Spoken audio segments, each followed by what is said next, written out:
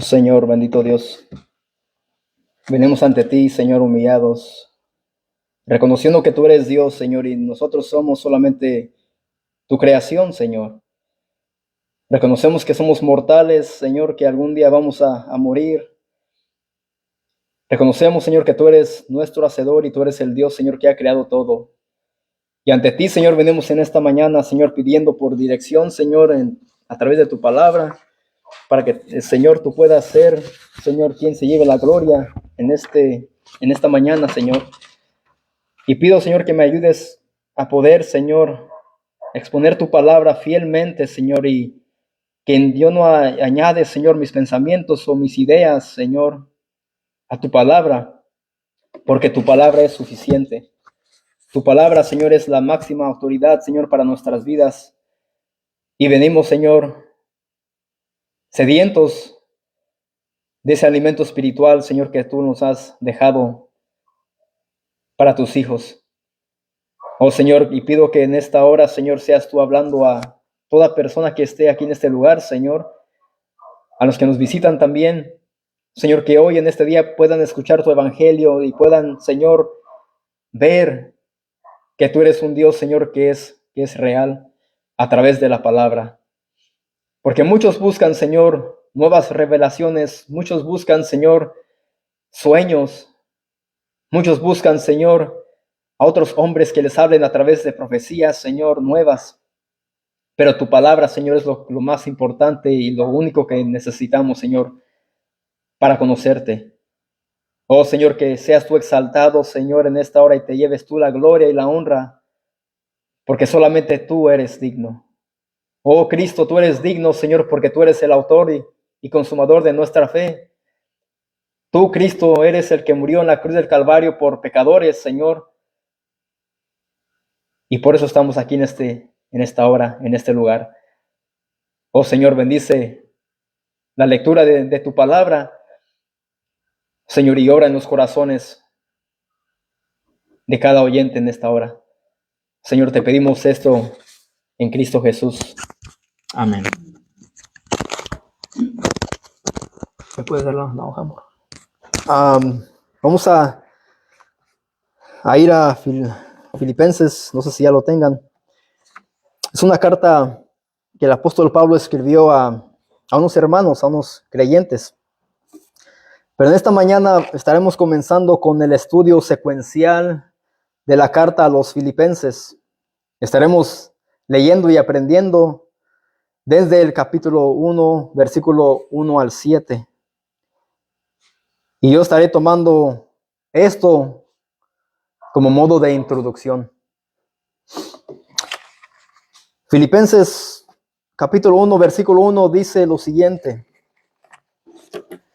Pablo y Timoteo, siervos de Jesucristo, a todos los santos en Cristo Jesús que están en Filipos, con los obispos y diáconos. Se cree que el apóstol Pablo escribió esta carta entre el año 61 y 62 después de Cristo, mientras él estaba esperando su juicio y a la misma vez estaba él preso en una cárcel. Él estaba escribiendo a la ciudad romana Filipo, en la cual es ahora Grecia. Pero aquí miramos claramente que Pablo dice Pablo y Timoteo, así que vemos que esa carta es escrita o enviada de parte de él mismo, de Pablo y Timoteo.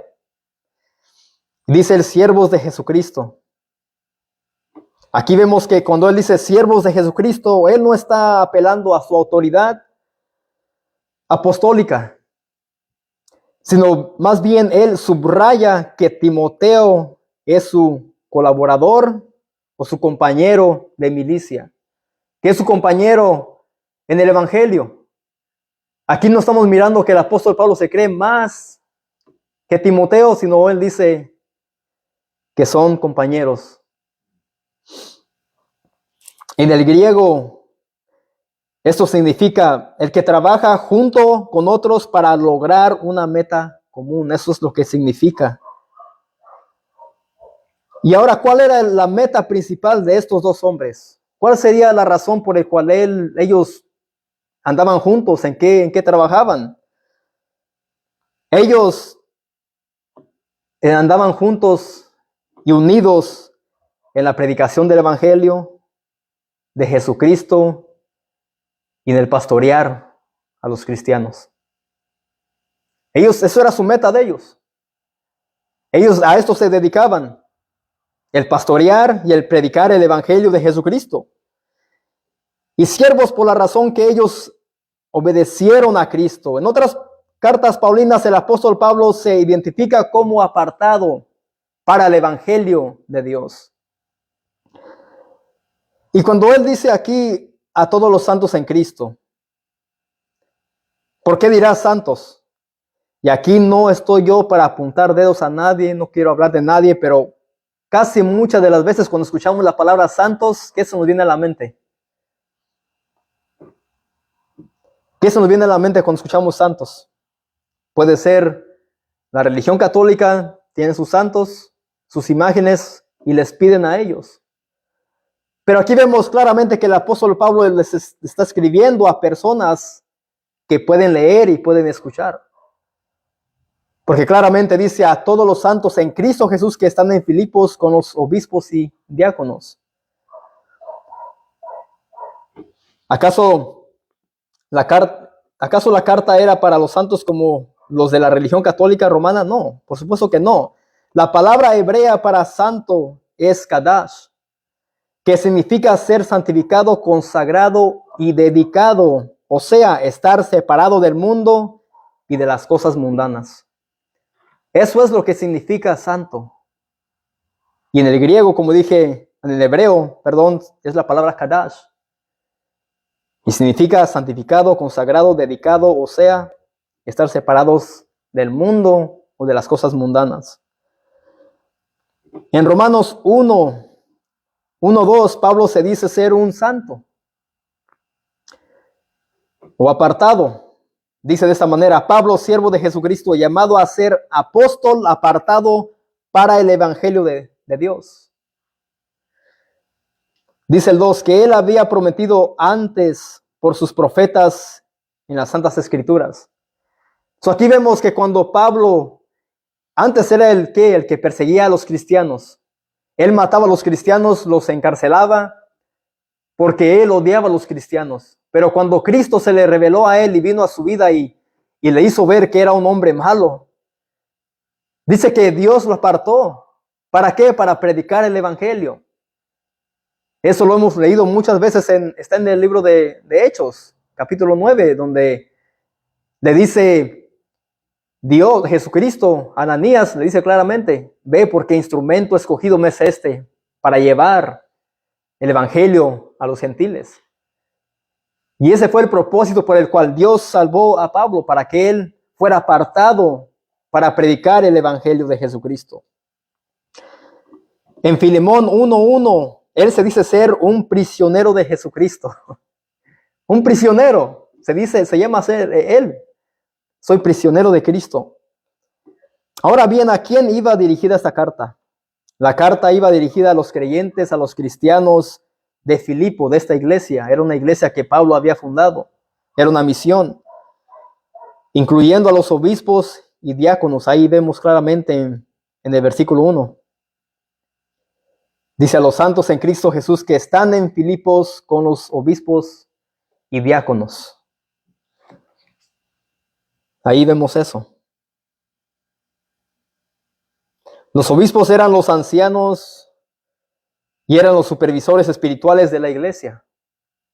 Eran los que tenían más autoridad o más tiempo, más conocimiento de la palabra de Dios. Los diáconos eran los que servían para las necesidades materiales de la congregación. Así que los ancianos eran los supervisores espirituales y eran los que alimentaban a los cristianos. Eran los que estaban encargados de predicar la palabra y enseñarla. Y los diáconos eran los que estaban para servir en las necesidades materiales. Vamos al libro de Hechos. Aquí está un ejemplo tan claro. Hechos capítulo 6, versos 1 al 7.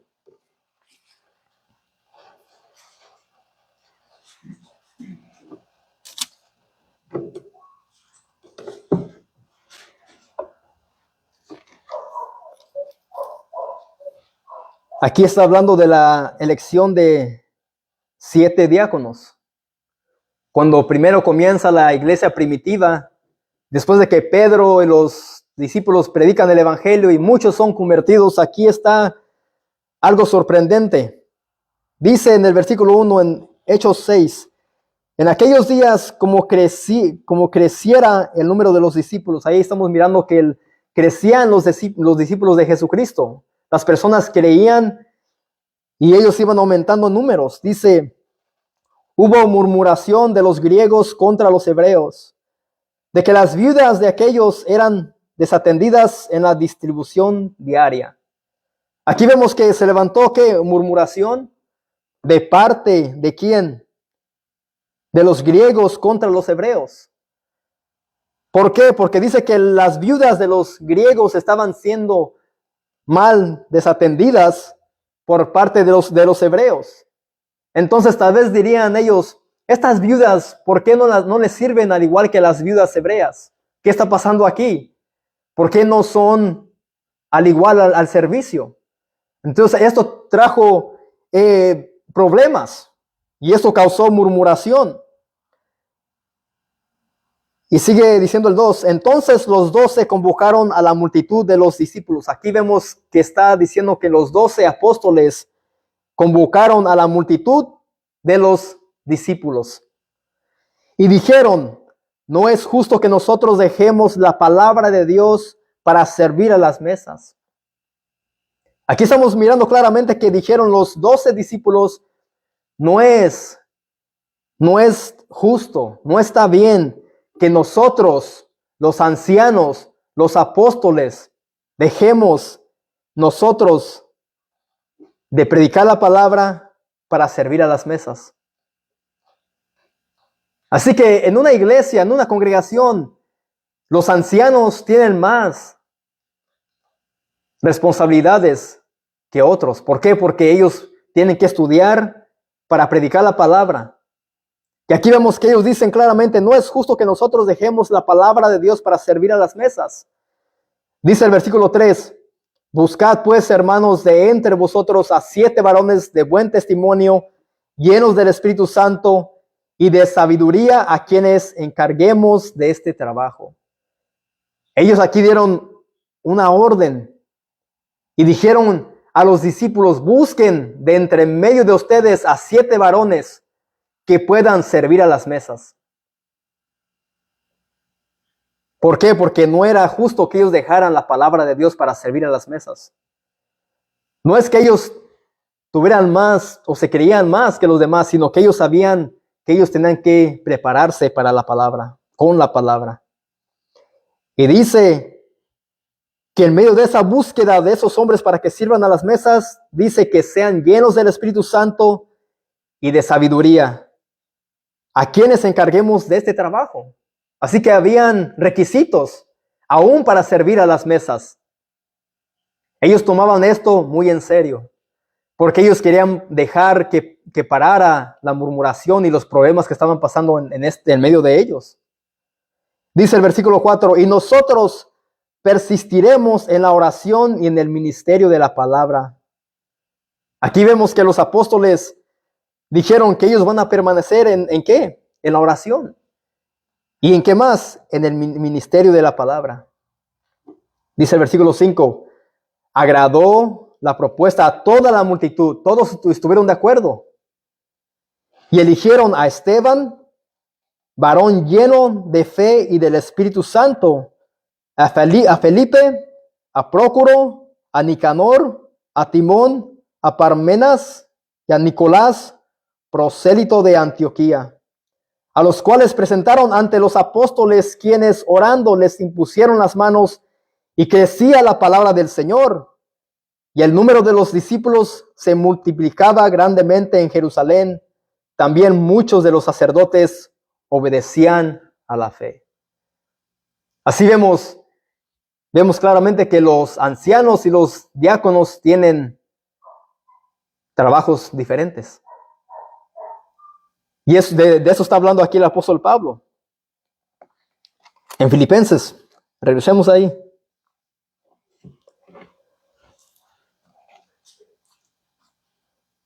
Entonces aquí en esta iglesia vemos que ellos escriben a todos los santos en Cristo Jesús que están en Filipos con los obispos y diáconos, que los obispos son también los ancianos. Así que vemos que ahí habían hombres que estaban ellos encargados de ¿qué? De la oración y del ministerio de la palabra. Y los diáconos estaban ahí para servir en las necesidades materiales. Esto fue en el principio de la iglesia primitiva. Ahora versículo 2, ahí de Filipenses 1 dice: gracia y paz a vosotros de Dios nuestro Padre y del Señor Jesucristo. Al Pablo decir gracia y paz, gracia lo dice porque ellos por la gracia de Dios recibieron lo que no merecían. De ser pecadores sin conocer a Dios y a Cristo, ellos merecían la paga del pecado, que es la muerte, y por ende el infierno. Por eso es que se dice gracia. Y cuando dice paz, lo dice por la razón que ellos antes de recibir el perdón de parte de Dios por sus pecados, estaban enemistados con Dios, pero a través de Jesucristo ellos tuvieron la paz para con Dios. Gracia y paz son palabras que tienen mucho significado y a veces las tomamos a la ligera. Esto nos da un ejemplo de lo que estoy diciendo en Romanos 5. Vamos a Romanos 5, versos 1 al 2.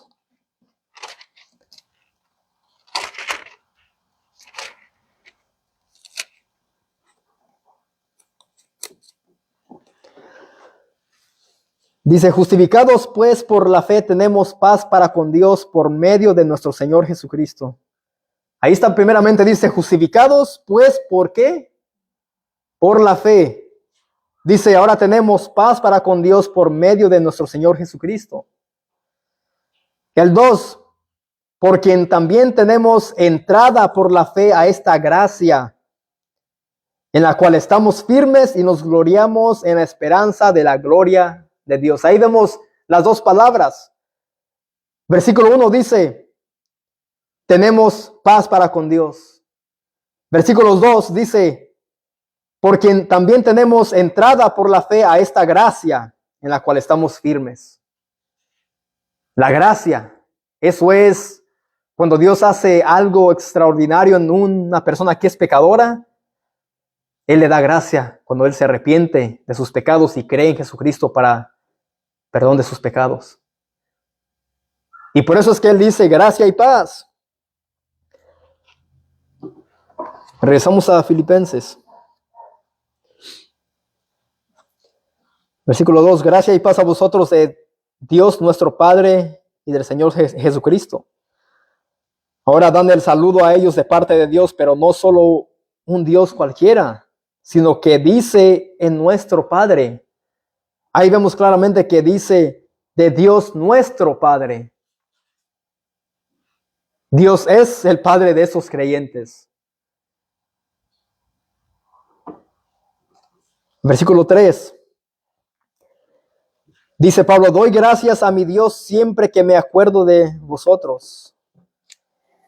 Pablo reconoce a Dios como la fuente suprema de toda bendición, a quien se debe todo agradecimiento. ¿Por qué? Porque dice, doy gracias a mi Dios siempre que me acuerdo de vosotros. Aun cada vez que él se acordaba de estos hermanos, él no dejaba de darle gracias a Dios por ellos. Esto quiere decir que Pablo estaba muy agradecido con los hermanos. Muy agradecido con esas personas. Ahora bien, yo leyendo esto me puse a pensar. Amados, seamos realistas. Cuando alguien nos hace un bien, ahí estamos dándole gracias a Dios, ¿verdad? Y hasta oramos para que Dios los bendiga a ellos más en abundancia. Si alguien nos da algo, decimos, Señor, gracias. Gracias por ese hermano, por esa persona. ¿Por qué? Porque estamos agradecidos. Por el otro lado, si alguien nos hace un mal, ¿oramos por esa persona? Cuando alguien te hace un mal, ¿tú oras por esa persona? ¿O tú deseas que fuego caiga del cielo y los consuma y los destruya? ¿Tú qué sientes cuando alguien habla de ti? Cuando alguien te hace una mala cara, cuando sabes que murmuran de ti, ¿tú qué haces al respecto? ¿Oras por ellos? ¿Le das gracias a Dios? Y dices, Señor, gracias por tal persona, por haberme hecho un mal, pero gracias por su vida y bendícele. ¿Decimos eso cuando alguien nos hace un daño? No, no lo hacemos. Más bien, no oramos por ellos ni les deseamos un bien. Ese es el estado del ser humano, amado, que somos malos, somos pecadores, somos personas que guardamos rencor y odio. ¿Por qué? Porque el pecado está arraigado en el corazón.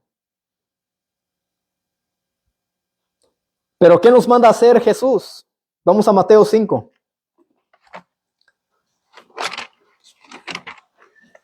Mateo 5, 43 al 48.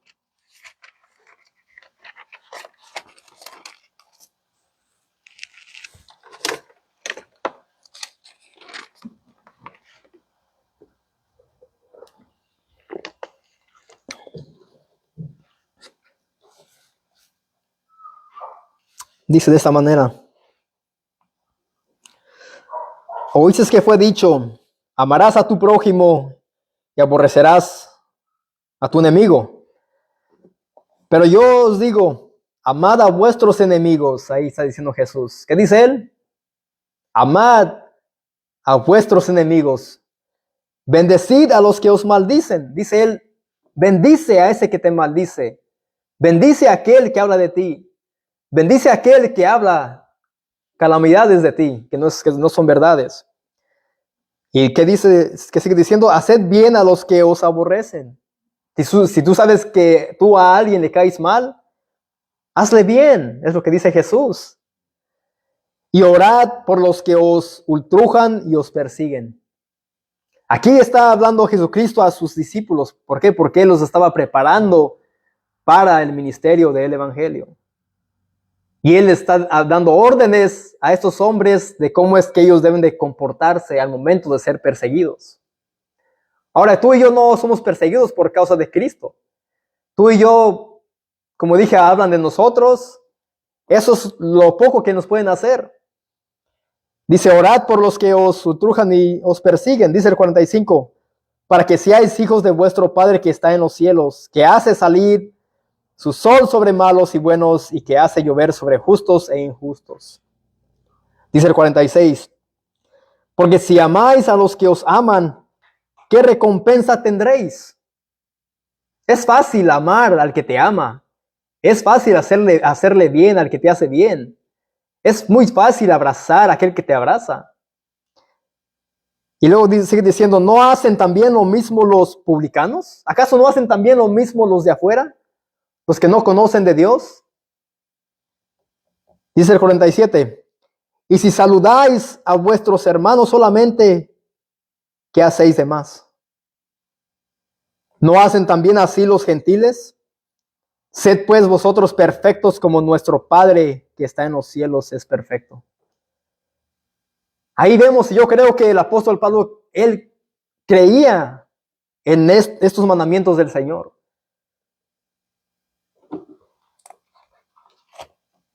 A eso nos manda a hacer Jesús. A orar, a amar, a perdonar, aun a aquellos que nos hacen un daño. A eso nos manda nuestro Dios. Aquí vemos al apóstol Pablo dando gracias por esos hermanos.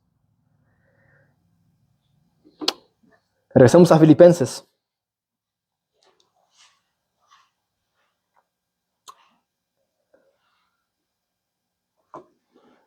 Versículo 4. Siempre en todas mis oraciones rogando con gozo por todos vosotros. Eso es lo que está haciendo Pablo por esos hermanos. Aquí Pablo nos dice que él siempre oraba por esta iglesia. ¿De qué forma? Con gozo. Ahí dice con gozo. Y ustedes dirán, este hombre estaba preso, pero aún así oraba a Dios y tenía gozo por los hermanos. Porque esta carta él escribió mientras estaba preso por causa de Cristo.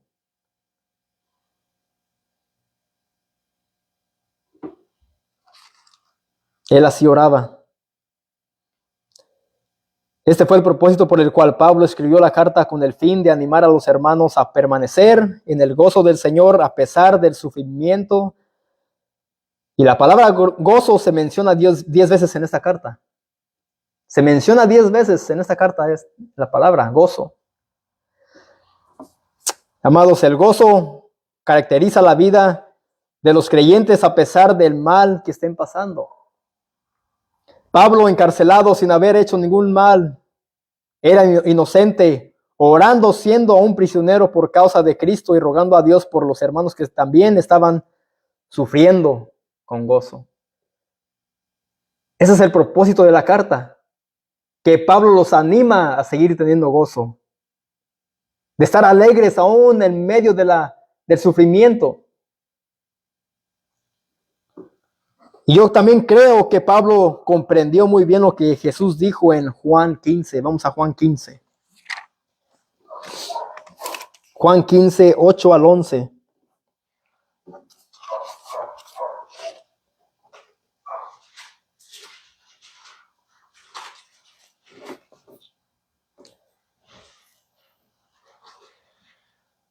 Dice, en esto es glorificado mi Padre, en que llevéis mucho fruto y seáis así mis discípulos. Como el Padre me ha amado, así también yo os he amado. Permaneced en mi amor. Si guardaréis mis mandamientos, permaneceréis en mi amor, así como yo he guardado los mandamientos de mi Padre y permanezco en su amor. Estas cosas os he hablado para que en mí gozo esté en vosotros. ¿Qué dice Pablo? Jesús, para que mi gozo esté en vosotros y vuestro gozo sea cumplido. Ahí vemos también que Jesús les habla a sus discípulos de que permanezcan en Él para que su gozo esté en ellos. El gozo del Señor. ¿Por qué? Porque ellos iban a ser perseguidos cuando ellos empezaran a predicar el Evangelio. Eso es la vida del cristiano. Eso fue lo que pasó con los primeros cristianos. Fueron aborrecidos, ¿por qué? Por causa de Jesucristo. Y fueron odiados por causa del Señor. Regresemos a Filipenses. Versículo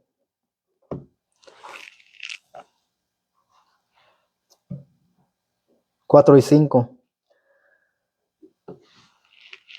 Desde el 3, para que vayan mirando la conexión. Doy gracias a mi Dios siempre que me acuerdo de vosotros, siempre en todas mis oraciones, rogando con gozo por todos vosotros. Y también dice, por vuestra comunión en el Evangelio desde el primer día hasta ahora. Pablo también pide a Dios por la unidad de la iglesia en el ministerio del Evangelio desde que ellos creyeron en Cristo para salvación de sus almas hasta el día presente. Versículo 6. Estando persuadido de esto, que el que comenzó en vosotros la buena obra, la perfeccionará hasta el día de Jesucristo. Él claramente está convencido de esto, que Dios, quien los salvó, también los perseverará en su gracia hasta que su salvación sea completa cuando Cristo regrese por su iglesia. Él está seguro de eso. Si Dios comienza la buena obra de salvación en una persona, tenlo por seguro que esa persona será salvo. Esto es la seguridad de la salvación. Y es lo que muchos no aceptan, que la salvación es del Señor. Muchos creen que la salvación depende del hombre, pero no es del hombre. Muchos piensan que la salvación depende de tus buenas obras, que tú pienses que eres una buena persona o que tú ayudes al necesitado, pero no es así. Esto es la seguridad de la salvación. Pero no solo para ellos, mis amados, sino también para nosotros. Vamos a Juan 3:16.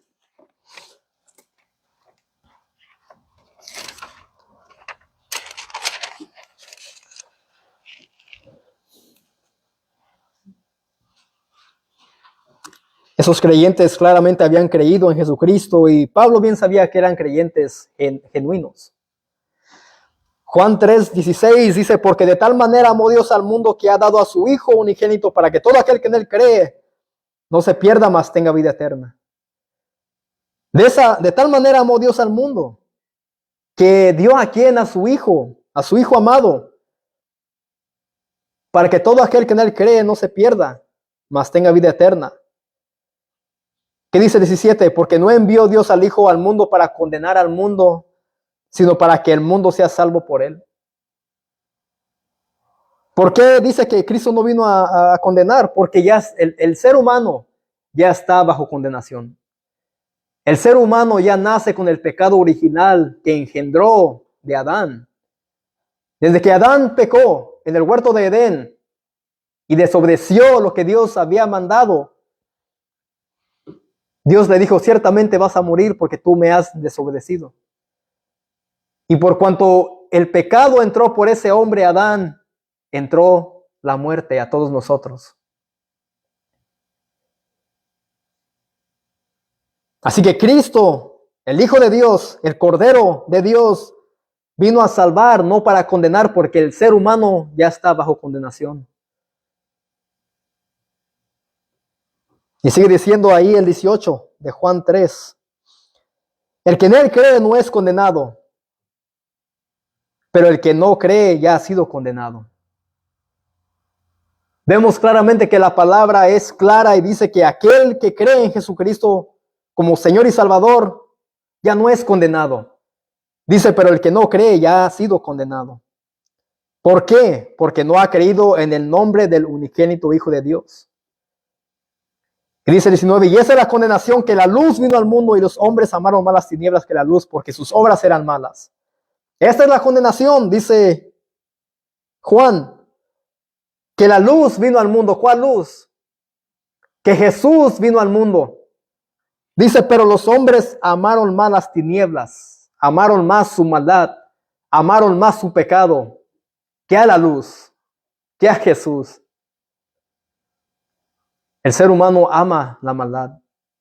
El ser humano ama emborracharse, drogarse, tantas cosas. ¿Pero por qué? Porque está en la ignorancia. Hay una ceguera espiritual. Y el pecado, como dije, está arraigado en el corazón del ser humano. Dice el Mateo también que de ahí salen los malos pensamientos, los homicidios, las blasfemias, las fornicaciones, los adulterios, los robos, los hurtos, todo eso. Del corazón sale todo eso.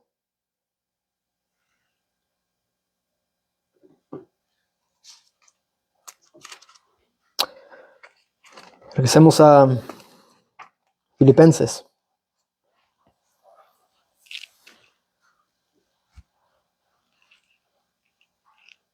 Así que el apóstol Pablo dice, estoy convencido de esto, que el que comenzó en vosotros la buena obra la perfeccionará hasta el día de Jesucristo.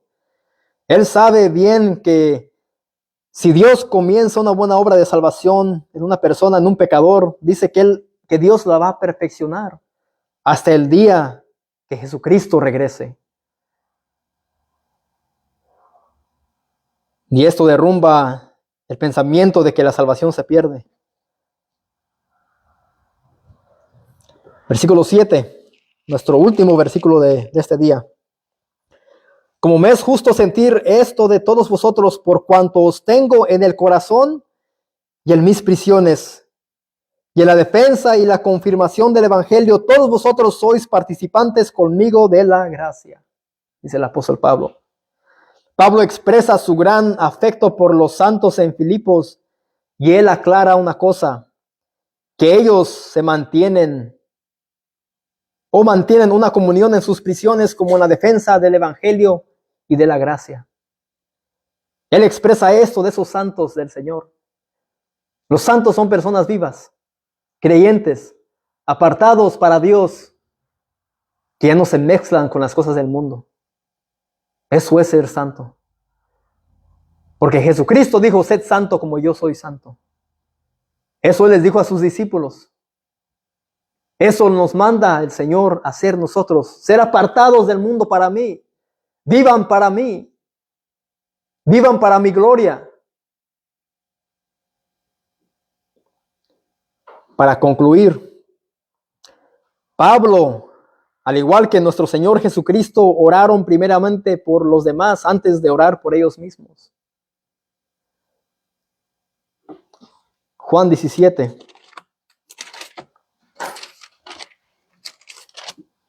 Vamos a ver qué oración hizo nuestro Señor Jesucristo por sus discípulos. Y al comienzo del capítulo 17, en mi Biblia se titula Jesús ora por sus discípulos. Juan 17, 9 al 11. Dice, yo ruego por ellos, no ruego por el mundo, sino por los que me diste, porque tuyos son. Aquí vemos claramente que Jesús dice que Él ruega por ellos. No ruega por el resto de la humanidad. No, Él está orando por los discípulos. ¿Cuáles discípulos? ¿Cuáles? Sino por los que me diste, porque tuyos son. Y todo lo mío es tuyo, y lo tuyo mío, y he sido glorificado en ellos. Y ya no estoy en el mundo, mas estos están en el mundo, y yo voy a ti. Padre Santo, a los que me has dado, guárdalos en tu nombre para que sean uno así como nosotros. Aún en el Getsemaní, antes de que Jesús fuera arrestado para ser crucificado, Él oró al Padre, le dijo, Padre, si es posible, pasa de mí esta copa, pero hágase tu voluntad. Así que Jesús dijo, Padre, que se haga tu voluntad, y la voluntad del Padre, ¿cuál era? Era aplastarlo. Era que Él fuera a la cruz del Calvario para morir por pecadores. Para que a través de Él tuviésemos nosotros entrada a la presencia de Dios, al trono de la gracia, a través de Cristo hacia el Padre. Eso es un privilegio tan grande. Que antes en el Antiguo Testamento tenía que ir un hombre, un sacerdote, para presentar perdón por los pecados del pueblo y por Él mismo. Pero Cristo ahora es el sumo sacerdote. Ahora a través de Cristo podemos tener entrada hacia la presencia de Dios. A través de Cristo solamente.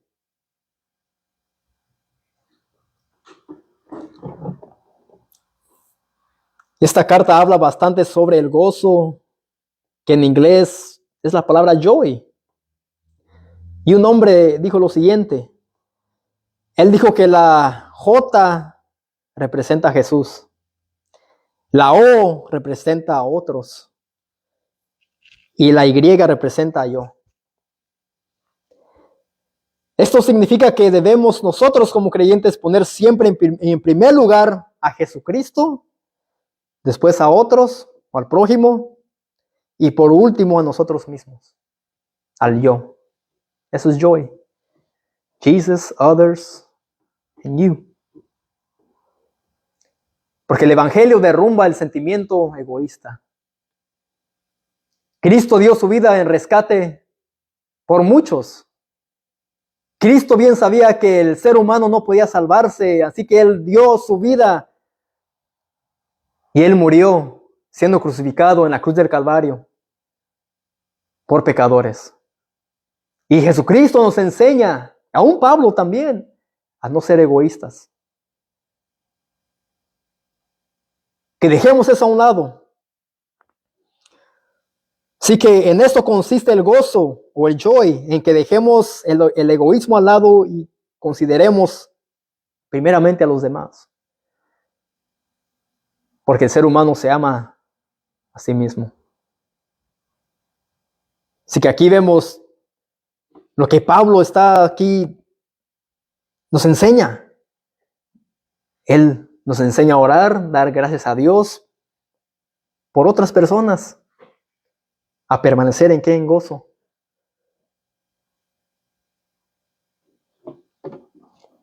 Amén. Vamos a orar. Señor, gracias, Señor, por tu palabra.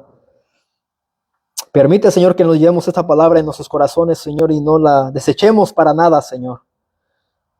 Porque en todo esto, Señor, tú nos enseñas a ser personas que estemos orando, Señor, dando gracias, Señor, por aquellos que nos hacen un bien, pero aún también por aquellos que nos hacen un mal, Señor.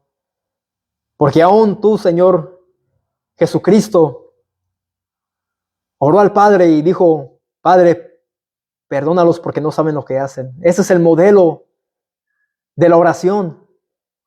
Señor, que nosotros en cuanto sepamos que alguien dice algo de nosotros o que vayamos, Señor, a tu presencia y pidamos por ellos. No que los consumas, Señor, sino que tú, Señor, los perdones a ellos también. Y enséñanos, Señor, aún también a tener gozo en medio del afligimiento, de los problemas, Señor, de las circunstancias, sabiendo que tú eres el Dios que, Señor, nos trae la paz. Oh, Señor, permite, Señor, que tu palabra vaya con nosotros, Señor, y bendice, Señor, la lectura de tu palabra en esta hora, Señor. En Cristo Jesús, Señor, te pedimos esto y te damos gracias. Amén. You are dismissed.